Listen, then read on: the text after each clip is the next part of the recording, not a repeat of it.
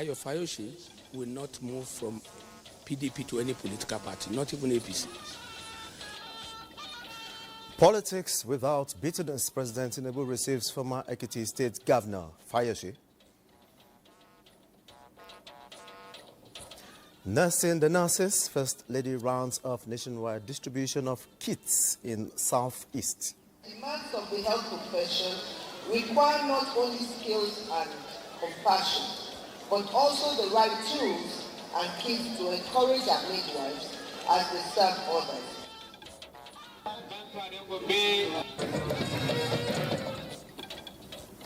Salah celebration, safe takeoff, smooth landing with Durbar.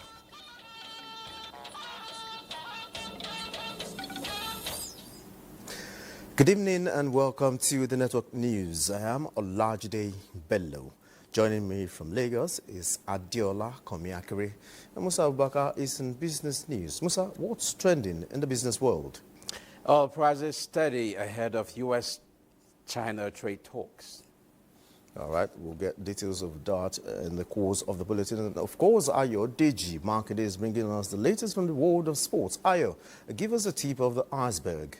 Well, regardless of the distraction in the world of football, Rivers Hoopers of Nigeria have lost in the quarterfinal of the Basketball Africa League to Al Ittihad of Tripoli. Details shortly would come. All right, many thanks, Ayo Deji. Remember, you can watch these broadcasts live on our website, nta.ng/live, and on our other social media handles displayed on your screen. Now let's head to Lagos, where President Bola Tinubu has continued to receive more endorsements and expression of confidence in his administration from across political parties. A former governor of Ekiti State, Ayodele Fayoshi, a member of the People's Democratic Party, PDP, on a private visit to the president this Monday, once again expressed belief in the efforts of the current administration to turn around the economy of the country. In an interview with State House correspondents at the Lagos residence of the president, Fayoshi says his confidence in the leadership qualities of President Tinubu goes beyond political reasons.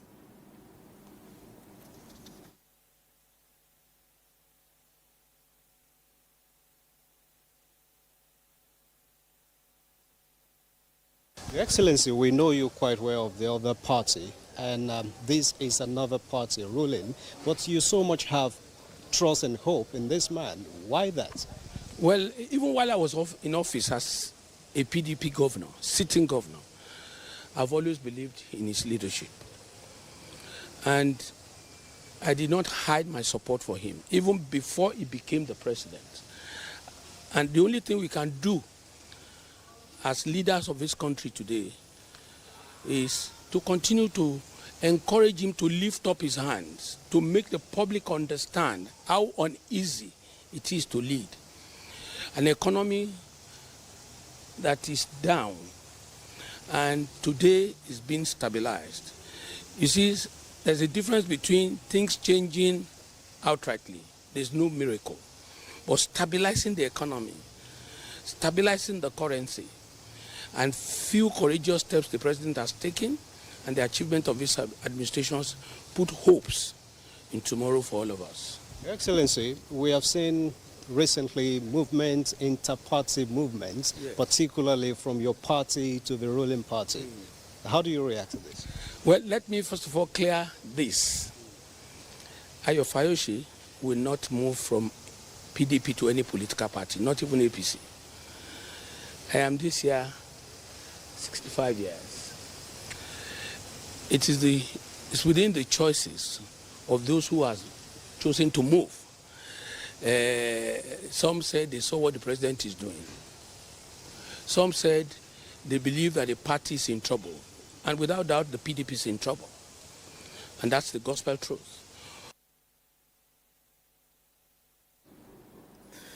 And away from politics, Nigeria's First Lady Oluremi Tinubu has rounded off her ongoing series of empowerment to frontline health workers across the country with a presentation of 10,000 personal protective gears to midwives in the Southeast geopolitical zone. At the presentation ceremony in Enugu State, the First Lady reiterates the commitment of the federal government to stemming maternal and child mortality in the country. State House correspondent Adeni Itaro reports that she also inaugurated key projects undertaken by the state government. From Kwara State in the north-central region of the country, where the presentation of 60,000 professional kits to midwives was flagged off in January this year, the Renewed Hope Initiative team, led by Nigeria's First Lady Oluremi Tinubu, has traversed the country, strengthening the hands of midwives with branded scrubs and crocs. Enugu International Conference Center, where the last in the series of distributions was held for the Southeast, was loud with fanfare and appreciation as the First Lady took the podium to perform the final distribution of the kits to beneficiaries. The intervention, which seeks to complement the federal government in the ongoing retraining exercise for 120,000 frontline health workers nationwide, also offers incentives to fight maternal and child mortality in the country. RHI recognizes that the demands of the health profession require not only skills and compassion, but also the right tools and kits to encourage our midwives as they serve others. The donor is committed to supporting the Organization of African First Ladies for Development and the health sector in Nigeria and across the world, with a specific focus on reducing infant and maternal mortality and morbidity. Your vision is not only bold, but deeply human, attentive to the needs that too often go unnoticed. Each item in the kit that we've been given today represents a commitment to life, to health, and to the dignity of our women and children. I urge you to deploy the kits for the purpose they are meant for. Done with the midwives, the First Lady turned attention to petty traders in the state. The Renewed Hope Initiative will be presenting an additional grant of 50 million naira to the First Lady of the Enugu State, with a sum of 50,000 each to support 1,000 women petty traders in Enugu State to recapitalize their existing businesses. Also, there is another 50 million coming soon for petty traders, courtesy of Tony Elumelu Foundation. The First Lady later inaugurated 3 key projects undertaken by the state government, including Government Technical College, Enugu, and 2 smart schools. Her health advocacy visit to members of the Enugu State Traditional Rulers Council drew applause for intervention and support for President Bola Tinubu ahead of the 2027 general elections. From Enugu, Adeni Itaro, NTA News. And meanwhile, the Renewed Hope Initiative has since inception made significant effort in supporting less privileged women and their families through empowerment and social development. Wife of the Vice President of Nigeria, Hajiya Nana Shettima, underscored the initiative's performance during a food outreach scheme, where food items worth millions of naira were donated to vulnerable groups in Enugu State to support and give them a sense of belonging. Chika Ogu has a report. The crowd was filled with excitement for the Renewed Hope Initiative, which has reinformed hope and put smiles on the faces of the vulnerable in the state. The wife of the Vice President, who represented the wife of the President, said, through the 5 scopes of the Renewed Hope Initiative, many have been empowered with cash of 200,000 naira distributed to people with disabilities across the country, while 12 states have so far benefited from the food outreach scheme. As we distribute food items to families today, we implore and encourage you to make judicious use of these items. Please, our beneficiaries, do not sell the food items, as they are intended to support your families. Wife of Enugu State Governor Nkechinyere Mba reiterated the state government's commitment to championing the noble objective of the Renewed Hope Initiative. The message inherent in your presence here is that humanity transcends every other consideration. Your steadfast resolve to reach the grassroots, elevate the downtrodden, and elevate hardship nationwide through the Renewed Hope initiative is no less inspiring. The food items were handed over to the state government for onward distribution to the various local government areas. In Enugu, Chika Ugu, NTA News. An infrastructure provision in Gombe State has prepared the ground suitable for increased partnership with the United Nations for Sustainable Development. Emmanuel Akila reports that the UN resident and humanitarian coordinator in Nigeria, Mohammed Malik, said these while on Salah holiday in Gombe State. Beauty of the Salah cultural endowment of the Bubairi dynasty in Gombe State has been attracting tourists to the state over the years. This year, the UN resident and humanitarian coordinator in Nigeria, Mohammed Malik Faal, is among the holiday makers. He visits places in the state, worship at the Gombe Central Eid ground on the Eid al-Kabir Salah Day. The regular return visit by the Emir of Gombe, Abubakar Shehu Abubakar III, to Governor Muhammad Ino Yahaya is another memorable day to thrill the visitors. It has been a joy to discover the cultural wealth, to discover the tradition, but at the same time, I had taken opportunity to look at the development progress in the state. The partnership with the UN started prior to my visit, but we are going to amplify it because as we race for the attainment of the SDG, what we are looking for is more leadership that can drive the progress, and that's what we found here. We are exporting the culture so that the good news and the activities of Gombe and indeed of Nigeria will be known worldwide. And thanks to God Almighty for giving us what we have.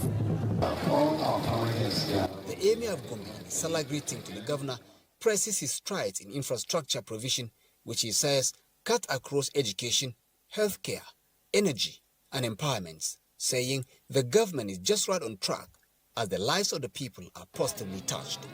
In Gombe, Emmanuel Akila, NTA News.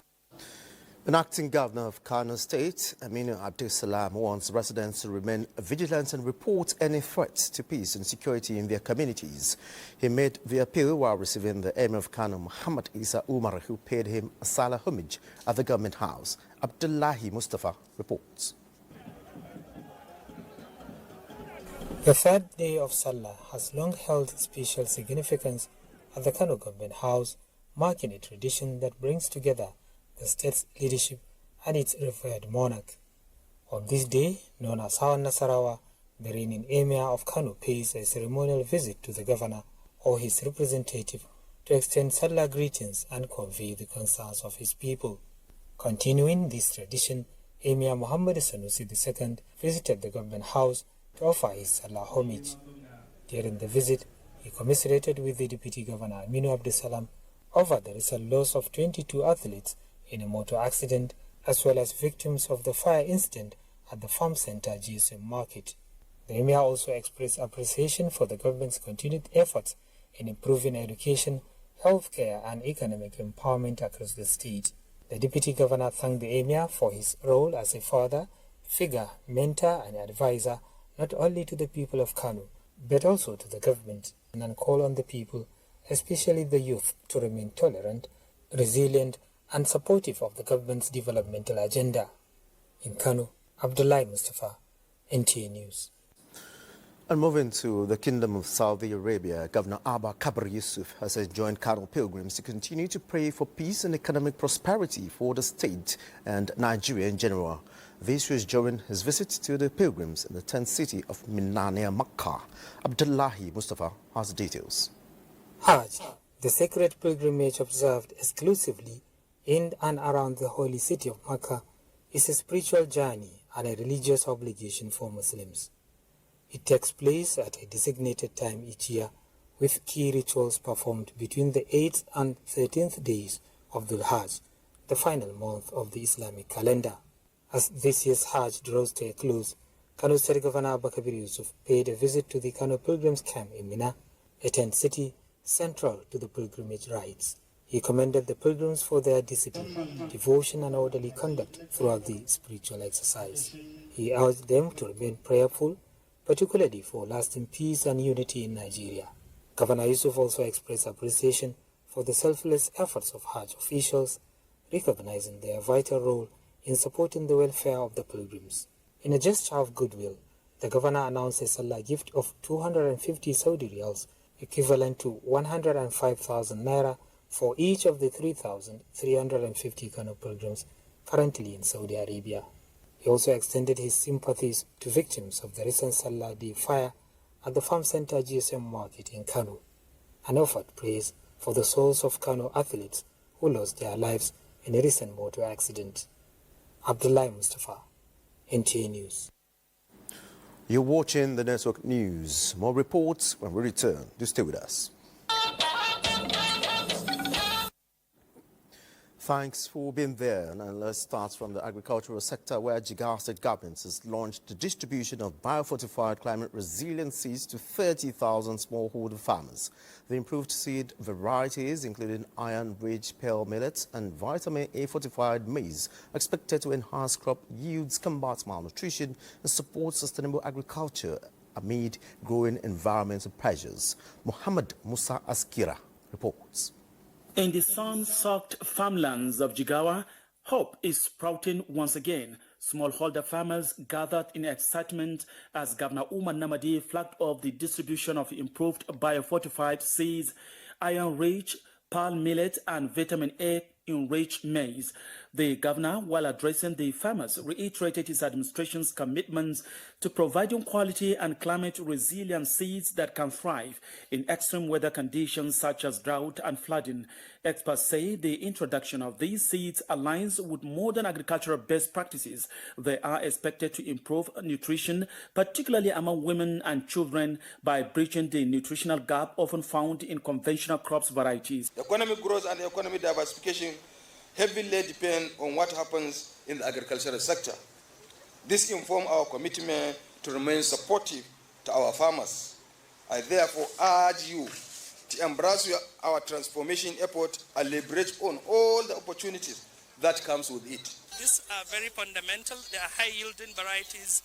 They are short-duration cultivars, which perfectly help farmers to face the climate change we are battling here in Jigawa. In addition to seed distribution, the government is rolling out other critical interventions, including input financing, a farm mechanization fund, institutional reforms, and improved market systems, all designed to support and sustain smallholder farmers. With the improved seeds in their hands and renewed support at their backs, thousands of farmers across Jigawa are poised to transform their farmlands and their futures. From Dutse, Muhammad Musa Askira, NTA News.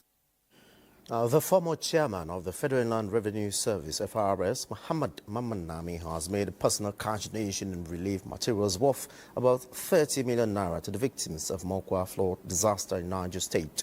He made the donation through his non-profit making organization, Niger South Foundation, saying the benevolence stemmed from a sense of duty towards survivors of the natural disaster. Fatima Aliu reports. Since the May 28, 2025 flood disaster in Mokwa local government area of Niger State, which claimed many lives and properties, governments at all levels, corporate organizations, and while many individuals have continued to support survivors through cash donations and relief materials. The latest gesture came from Mohamed Nami, the immediate past executive chairman of the Federal Inland Revenue Service and founder of the Niger South Foundation, a non-governmental organization.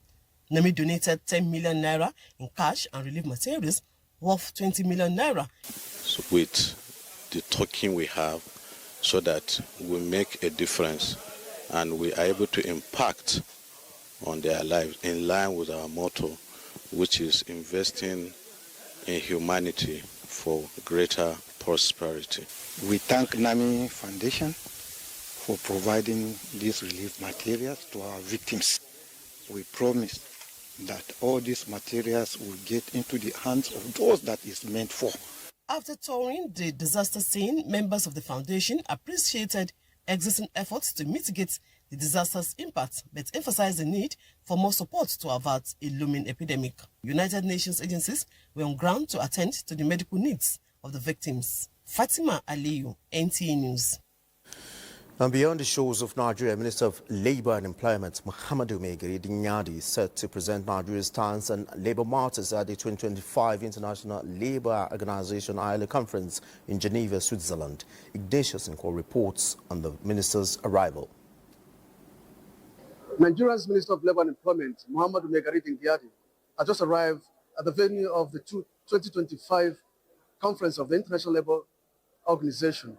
That is the 113th conference, where labourers from different countries, leaders of labour unions, are currently deliberating on the welfare and issues concerning workers.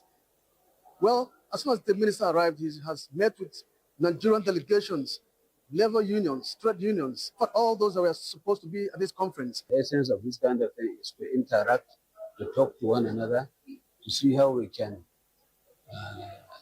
discuss issues with a view to resolving them amicably without having to go on strike unnecessarily. I believe the era of going on strike these days is over. After the address, the minister will be joining some committee sittings where certain and critical decisions will be taken as regards labour, and thereby fostering and enhancing the collaboration, international collaboration between Nigeria and other labour organizations. From Geneva, Switzerland, Ignatius Nko, NTA News. And meanwhile, the critical role of media in strengthening alerts and enhancing disaster preparedness at the 2025 Global Platform for Disaster Risk Reduction, GP 2025 in Geneva, Switzerland, has been emphasized.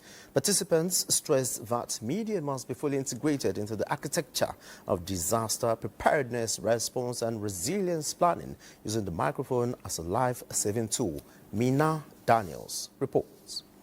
From another multi-stakeholder engagement where the media was reminded of their role of mitigating undue harm as a result of misinformation and disinformation, insisting on accurate reportage of not just the numbers but the dignity of the people involved in disasters, using adaptable languages that suit all and telling very compelling and not damaging stories. But key part of it is partnership and inclusiveness, where the vulnerable, when you talk about disaster risk reduction, you are talking about people who are exposed or vulnerable to disaster.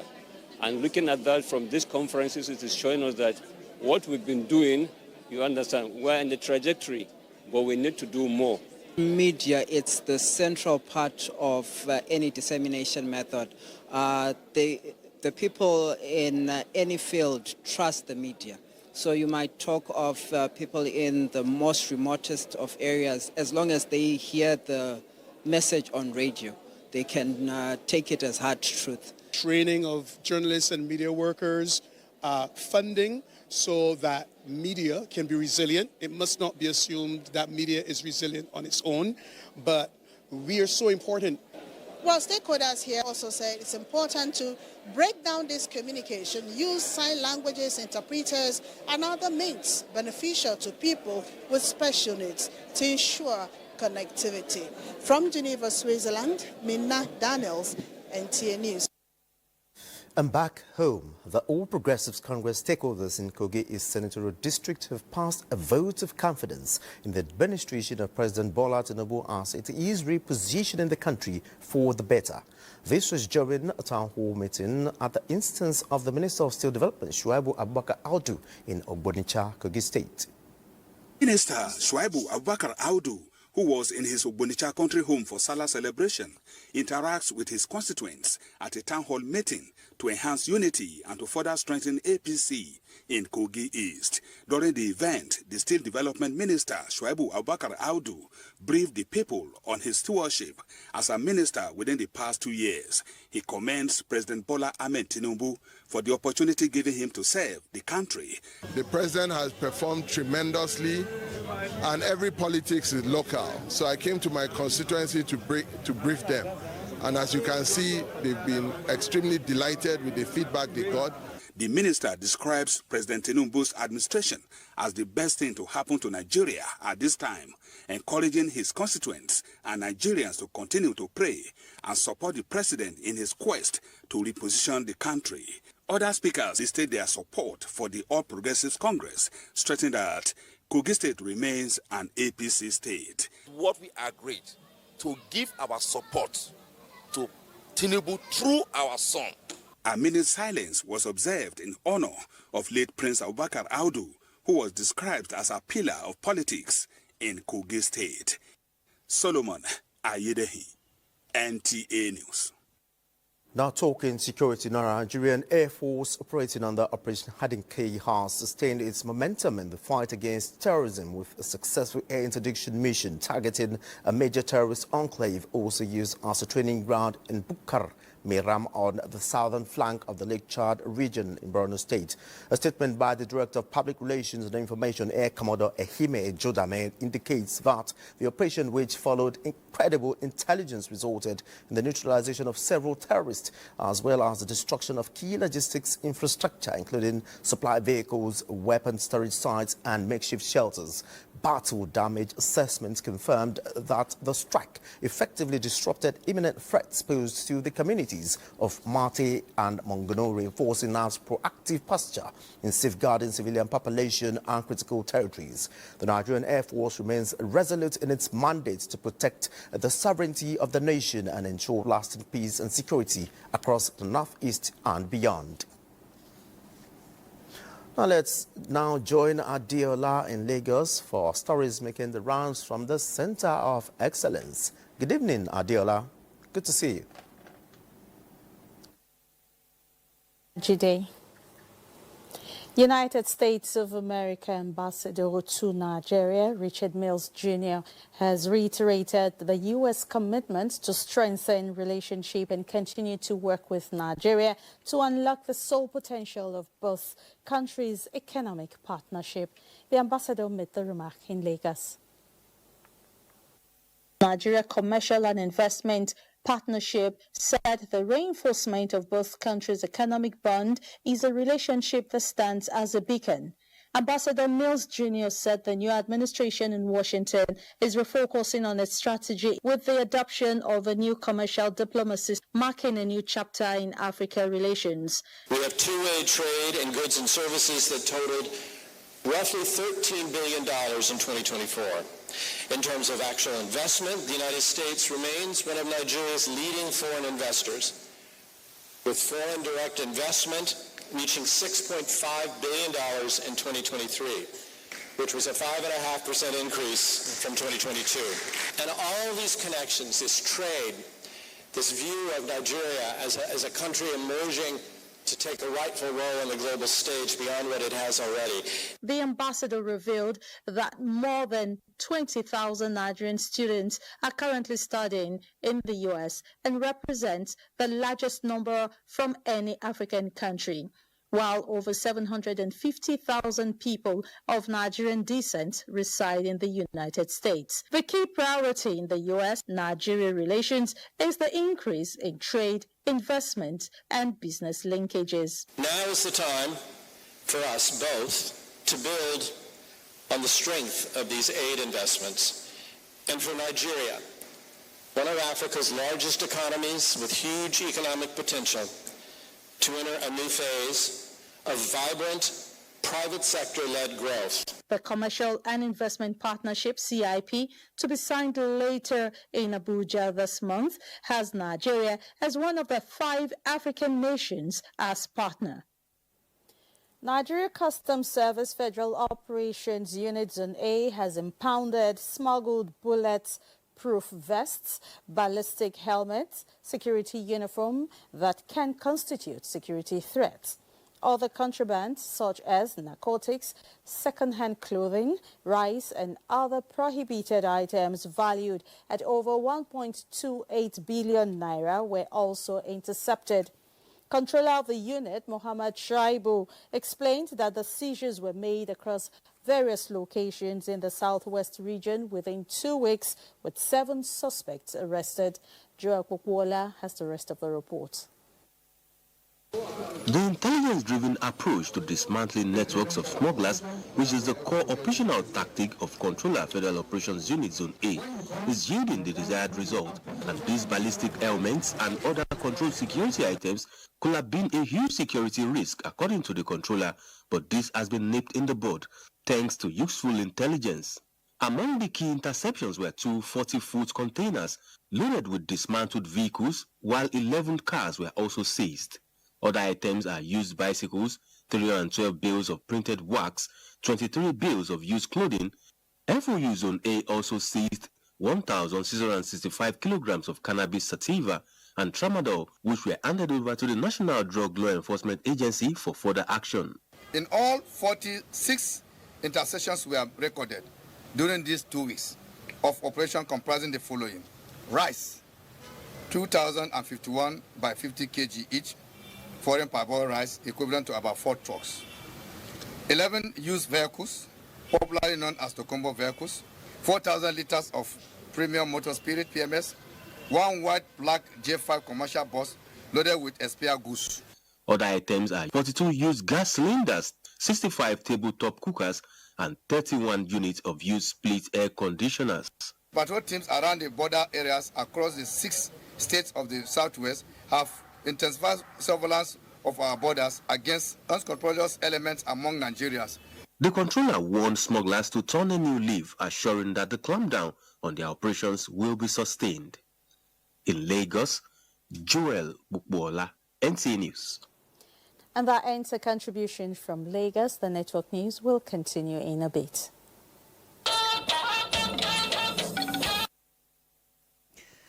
Well, you're still watching NTA Network News. Let's now talk business. Effective immediately, Ghanaians will no longer require traditional visas to travel to Morocco. Instead, they can obtain online authorization granted within 24 hours without the need for embassy appointments. This landmark agreement was reached between Ghana's Minister for Foreign Affairs and Morocco's Minister for Foreign Affairs. Going to really boost, trade, tourism, and people-to-people engagements. We are also working together on a number of road projects to connect the north and the west. We've discussed that. And next month, when the technical experts meet, we are hoping that we'll have experts on both sides meeting, because we want to revive our Ghana Airways, and we also want to expand our ports. The Securities and Exchange Commission (SEC) has cautioned Nigerians against investing in Punisher coin, also known as dollar pun. The commission stated that the cryptocurrency lacks regulatory approval, resembles a Ponzi scheme, and is promoted by unregistered individuals. SEC described dollar pun as a meme coin with no real utility and urged the public to avoid unregulated investment schemes.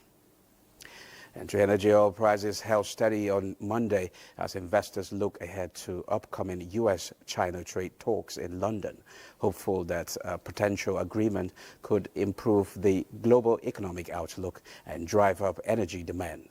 By 13:12 GMT, Brent crude futures had inched up by 11 cents or 0.2% to $66.58 per barrel, while U.S. West Texas Intermediate crude edged higher by 6 cents or 0.1% to $64.64 per barrel. But that's it on business news. Lajide is back to you. It's always a pleasure doing business with you, Musa. Many thanks. The 2025 Ojude Oba Festival in Ijebu, renowned globally for its rich cultural display, regal age-grade parades, and homage to the Awujale of Ijebu land, Oba Sikiru Kayode Adetono, remains one of Africa's most colorful events, showcasing the rich Ijebu tradition. Guinness Nigeria PLC, maker of Origin, a culturally rooted alcoholic beverage, promoted the festival, adding color and glamour. Yemi Dalemo reports on the brand's activities at this year's festival.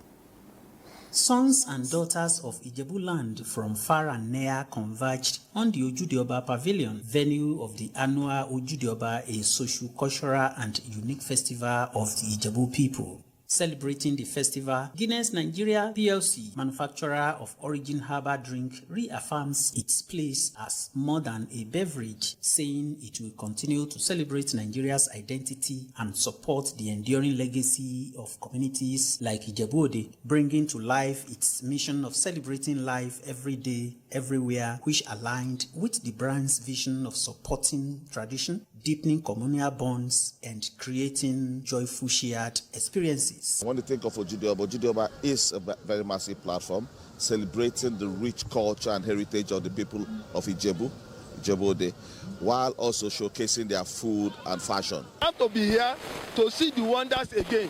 Much value has been added to this from past years. It's growing. It is the biggest festival now in Nigeria. Customers of the brand enjoy immersive original experience, which includes vibrant cultural showcases, musical performances, brand activations, art displays, and exclusive hospitality reflecting the spirit of Ijebu heritage.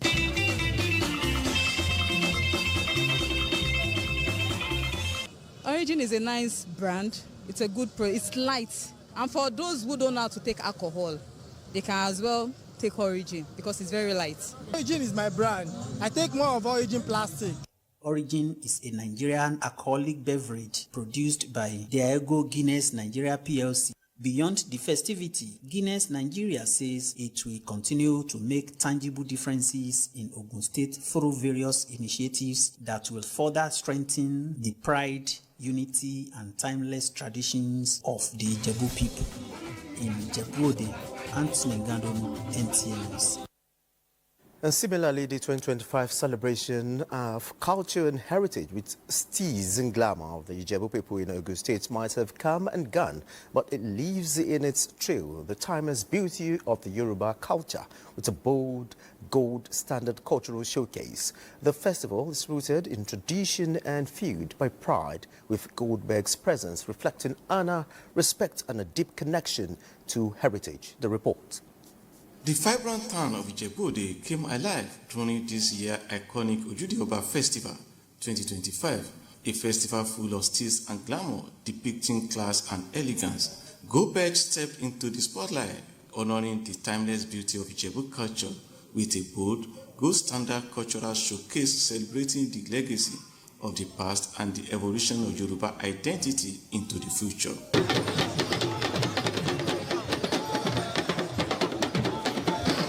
Guided by the theme, Our Culture, the Gold Standard, Goldberg hosted a range of culturally immersive activities spotlighting authentic Ijebu tradition, regal fashion, and intergenerational pride.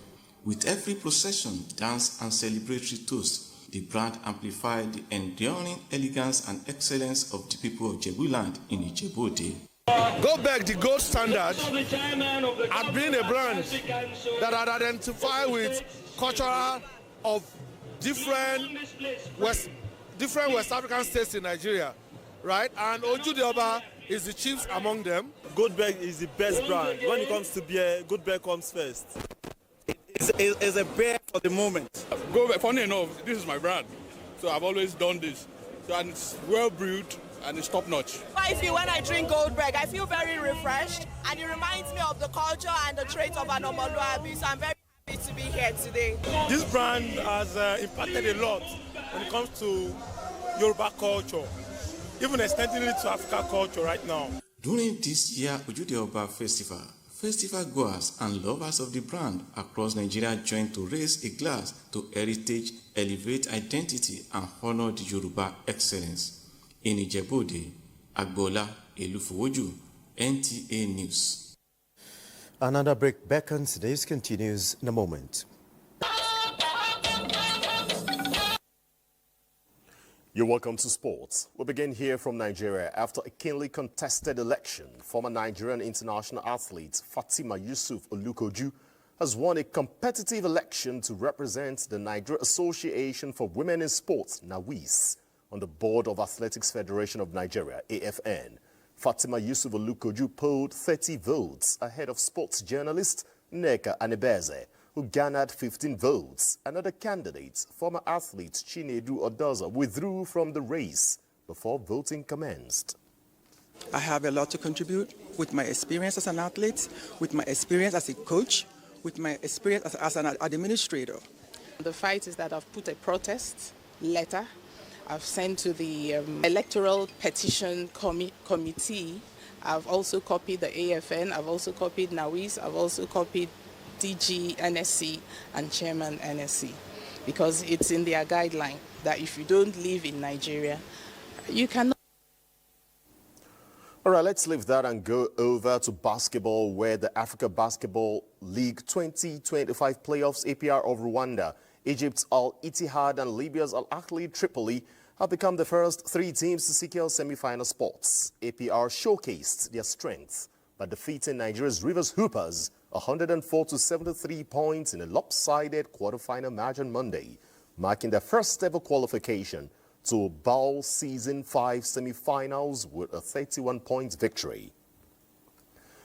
Now, elsewhere in Europe, Inter Milan have appointed Christian Chivel as their head coach, replacing Simeone Inzaghi, who departed following the Italian team's 5-0 loss to Paris Saint-Germain in the UEFA Champions League final. The 44-year-old Romanian, who previously managed Parma for less than 4 months, played as a defender for Inter Milan for 7 years and was part of the treble-winning squad under Jose Mourinho in 2010 before he retired in 2014. And that's your sports. It's back to Olajide. Many thanks, Ayodeji, for sports updates. Up next is the weather forecast. You're welcome. This map illustrates the expected rainfall accumulation across the country over the next 24 hours, ranging from 0 to 20 millimeters. The northern region are forecast to receive about 0 to 10 millimeters of rainfall, while the southern and the north-central cities can expect 10 to 20 millimeters. In terms of specific weather patterns, morning thunderstorms are anticipated in many northern cities, including the central cities. Isolated rain showers are also expected in parts of Lagos, Enugu, and Ebonyi. As the day progresses into the afternoon, the majority of the rainfall is expected to shift to the southern region, extending into the north-central cities. There's also a chance of thunderstorms in parts of Taraba, Adamawa, Gombe, Bauchi, and Kaduna. I'm Sefia Asenyinusa. Thank you for watching.